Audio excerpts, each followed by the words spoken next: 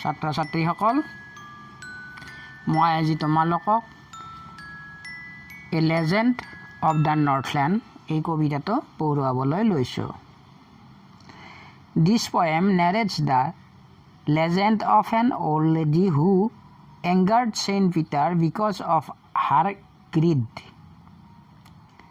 Greed মানে লোভ এই কবিতাটোত এগৰাকী বৃদ্ধ মহিলাৰ প্ৰাচীন উপাখ্যান এটা বৰ্ণনা কৰিছে যিয়ে লোভৰ বাবে সেন্ট পিটাৰক ক্ৰোধান্বিত কৰি তুলিছিল legend an ancient story or tradition অসমীয়া অৰ্থ পৌৰাণিক উপাখ্যান প্ৰথম ষ্টেঞ্জাটো চোৱা first stanza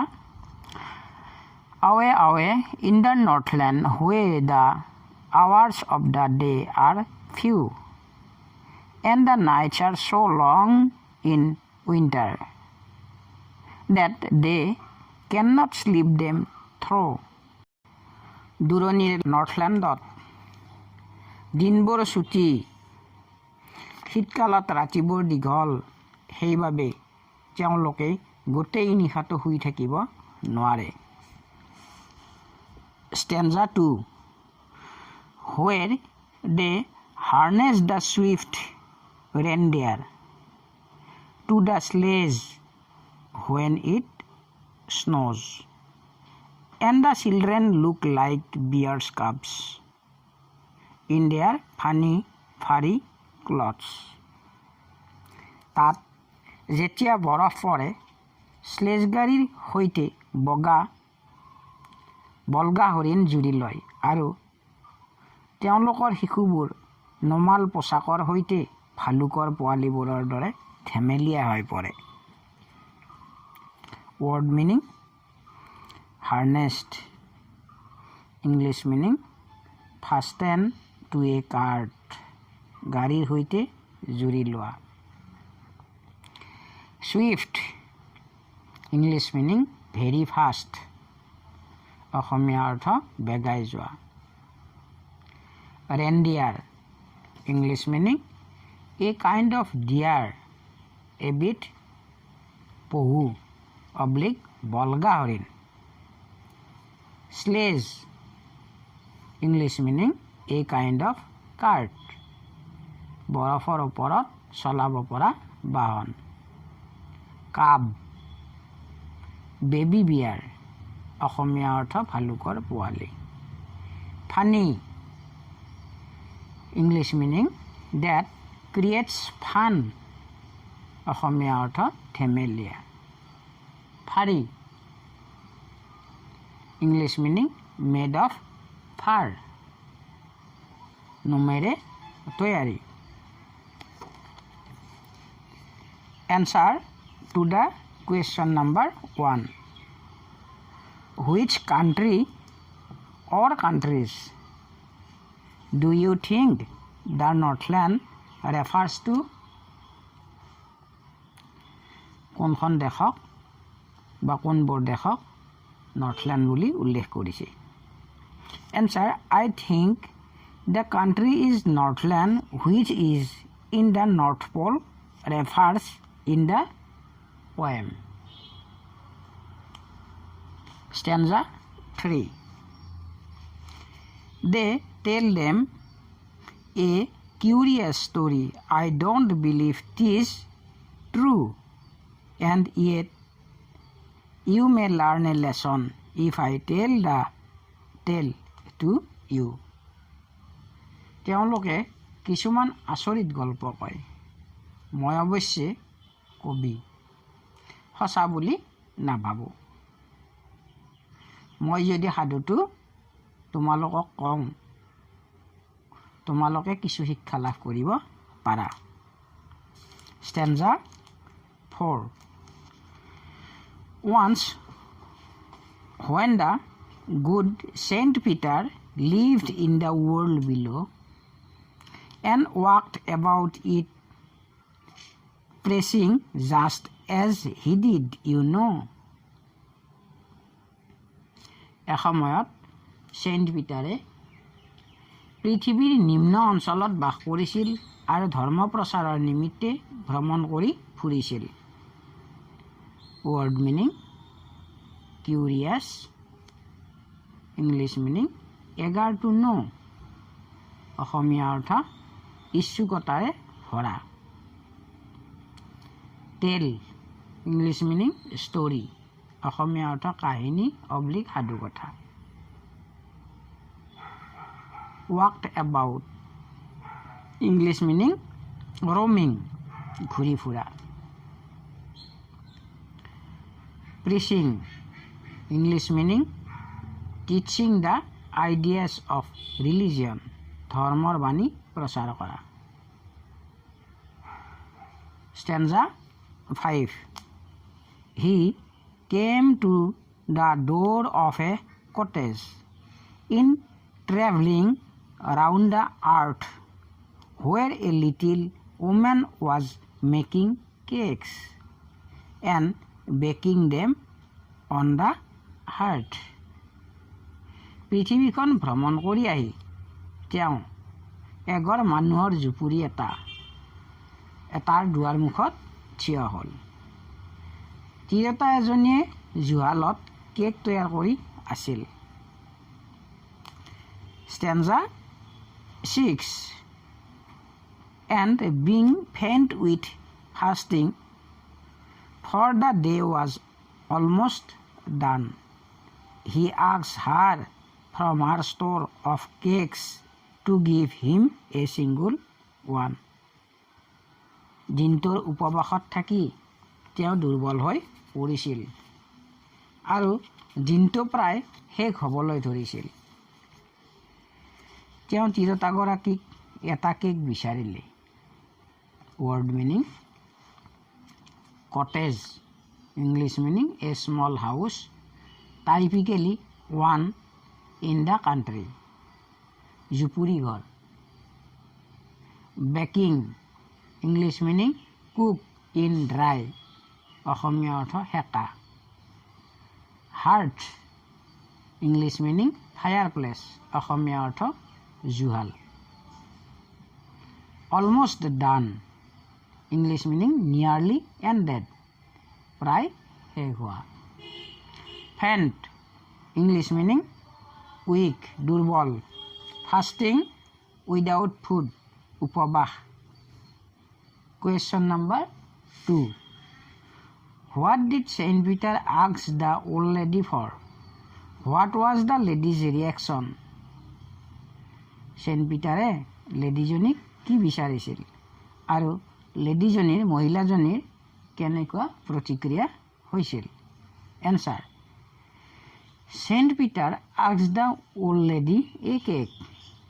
As the lady was a selfish one, she tried to make a small cake, but again and again she seemed bigger and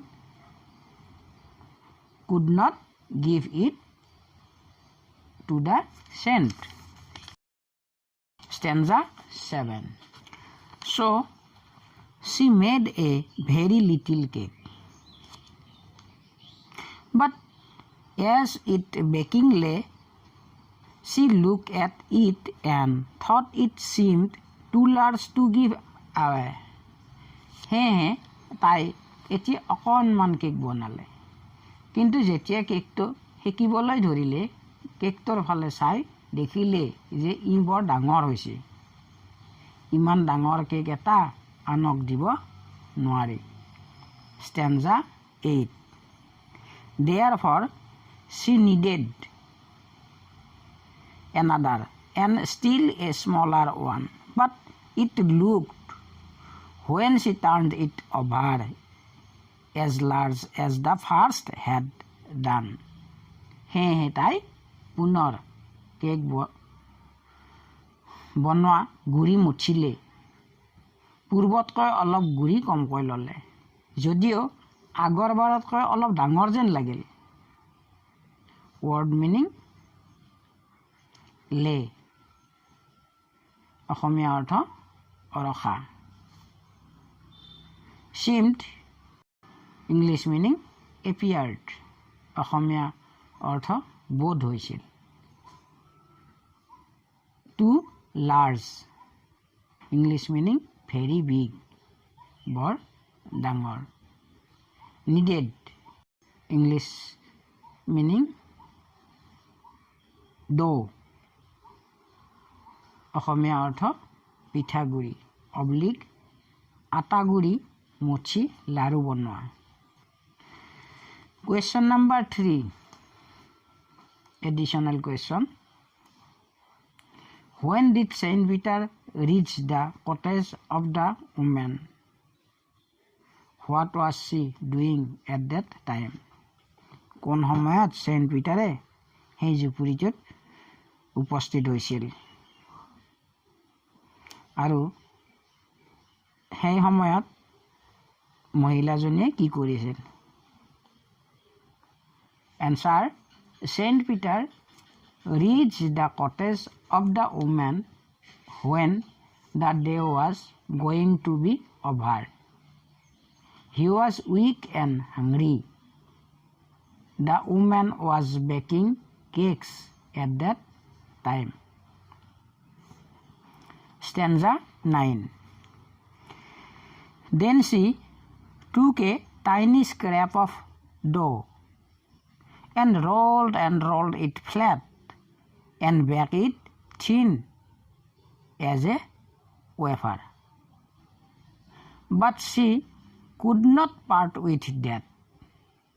তাৰপিছত তাই সৰুকৈ লাড়ু এটা বনাই বেলি বহলালে আৰু বেলতে ই একেবাৰে পাতল বিস্কুটৰ দৰে হৈ পৰিল যদিও হেকাৰ পাছত এইটো ডাঙৰ হোৱা যেন ভাবি দিব নোৱাৰিলে Stanza 10 For she said, My cakes that seem too small when I eat of them myself are yet too large to give away. So she put them on the shelf. তাই নিজকে নিজে ক'লে মই নিজে খালে সৰু হৈ যায় আৰু আনক দিব বিচাৰিলে ডাঙৰ হয় সেয়ে তাই এইটো শেলফত ৰাখি থলে word meaning scrap English meaning piece অসমীয়া অৰ্থ টুকুৰা tiny very small সৰু thin English meaning light অসমীয়া অৰ্থ পাতল wafer English meaning thin round piece of bread or biscuit পাতল bread বা বিস্কুট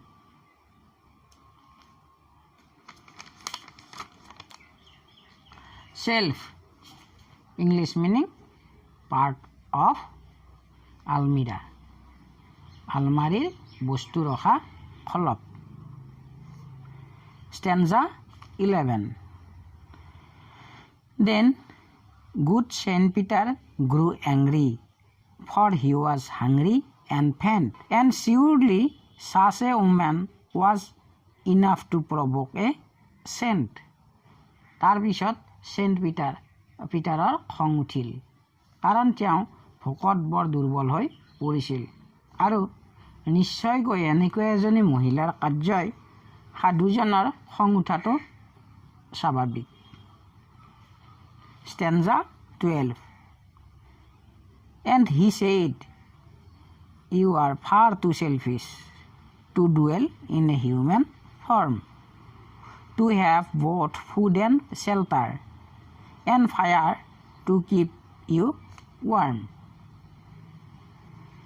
আৰু ক'লে তুমি বহুত স্বাৰ্থপৰ মানুহৰ ৰূপত তুমি বাস কৰিব নালাগে খাদ্য আৰু আশ্ৰয় লগতে তোমাক গৰম কৰি ৰাখিবৰ বাবে জুই এইবোৰ তুমি পাব নালাগিছিল word meaning grew English meaning became অসমীয়া অৰ্থ হৈছিল surely English meaning certainly নিশ্চিতভাৱে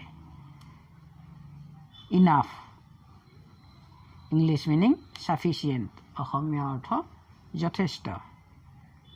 Provoke. English meaning make angry. অসমীয়া অৰ্থ খং উঠোৱা. Question 4.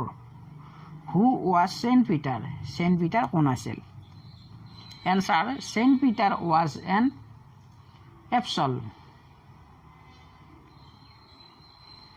of Lord Christ.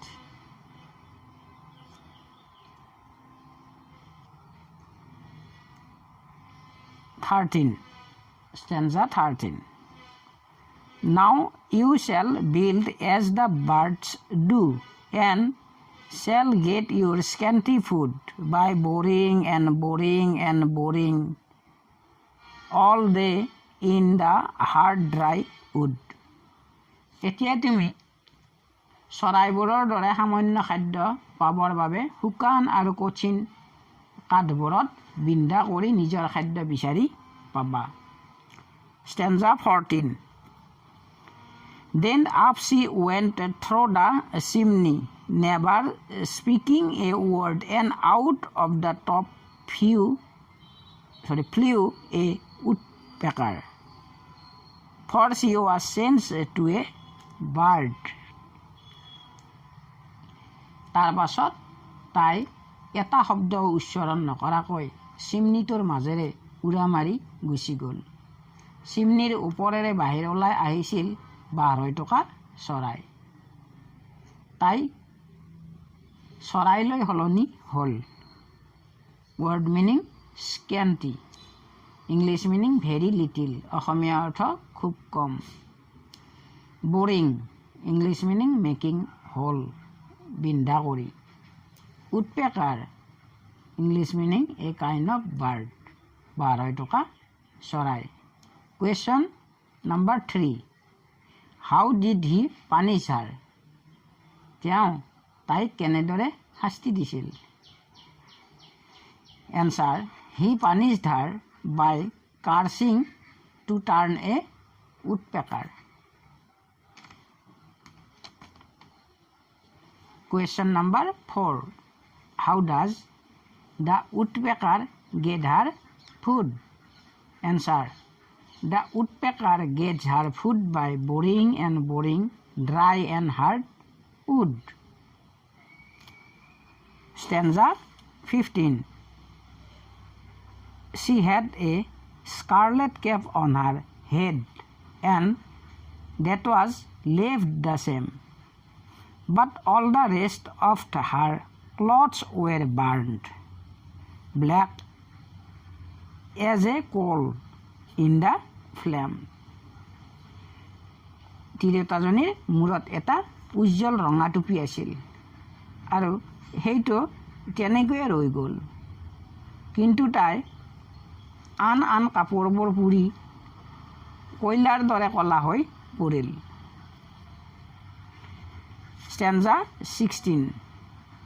And every country schoolboy has seen her in the wood, where she lives in the trees till this very day, boring and boring for food.